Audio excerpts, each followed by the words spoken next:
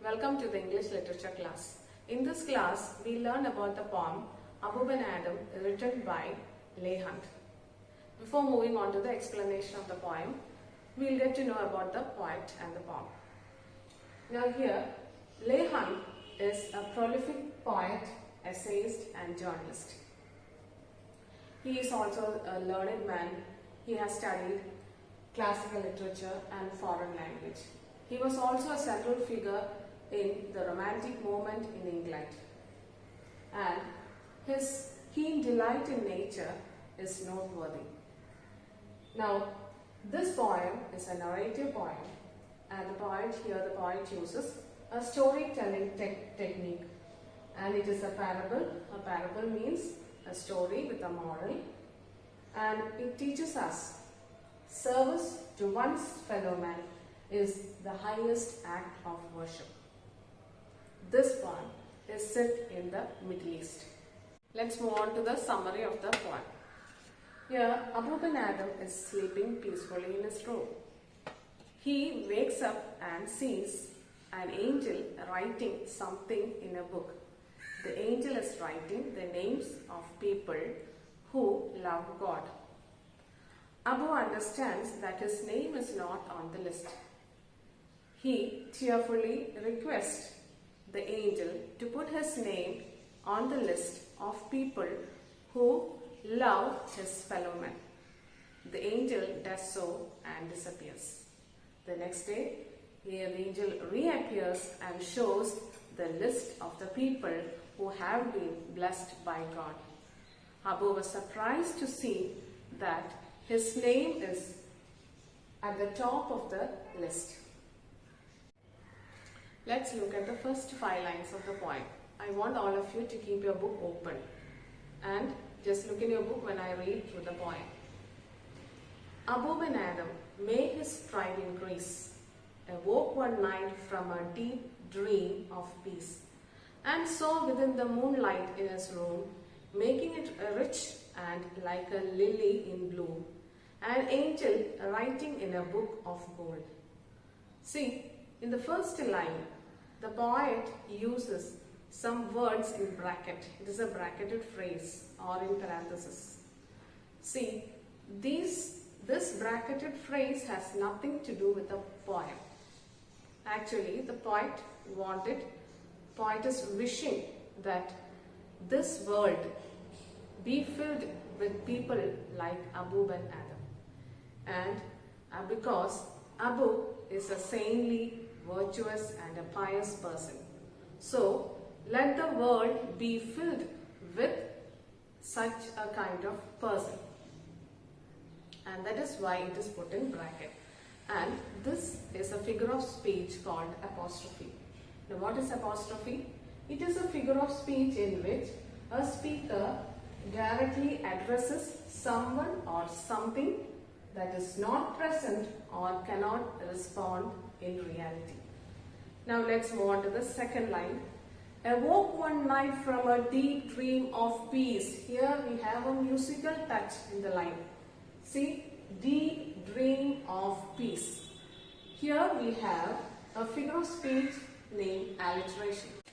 Now alliteration is the repetition of same letter or sound at the beginning of a word.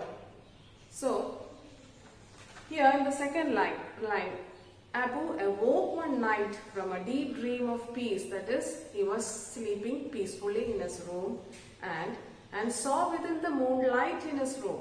See, his room was lit by the light of the moon, and the moonlight conveys an image of beauty, stillness and tranquility. Tranquility means calmness. And in that moonlight, he saw an angel writing in a book made of gold. See, gold is something, it's a valuable metal. Now here, the poet wanted to convey the richness of people who love God. That is, when you love God, your soul becomes rich.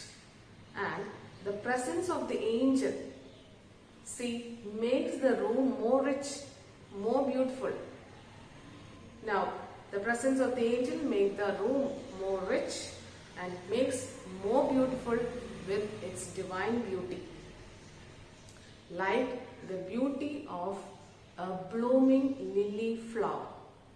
Here, he uses the lily as a simile because lily is a symbolic of devotion and holiness.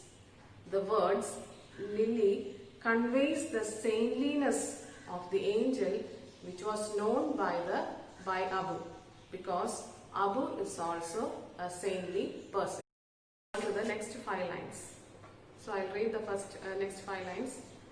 Exceeding peace had made when Adam bold, and to the presence in the room he said, "What writest thou?" The vision raised its head, and with a look made of all sweet accord, answered, "The names of those who love the Lord." Now, since Abu ben Adam was a virtuous person, he was also a saintly person, and he always acted rightly. And he always made peace with himself.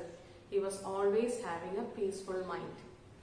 And he was not worried about anything in life. He was a self-confident person and he had nothing to fear. So without hesitation, he asked the angel, "What are you writing? What writest thou? What are you writing?"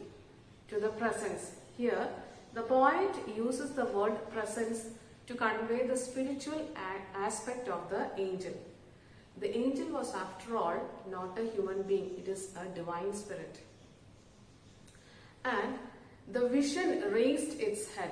Here, by the word vision is also, it also refers to the angel.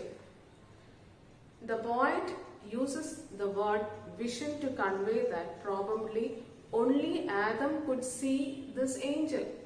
Now, why only Adam could see the angel? Because he was also a saintly person, and that is why only he could see the angel. That is why the poet used the word vision here.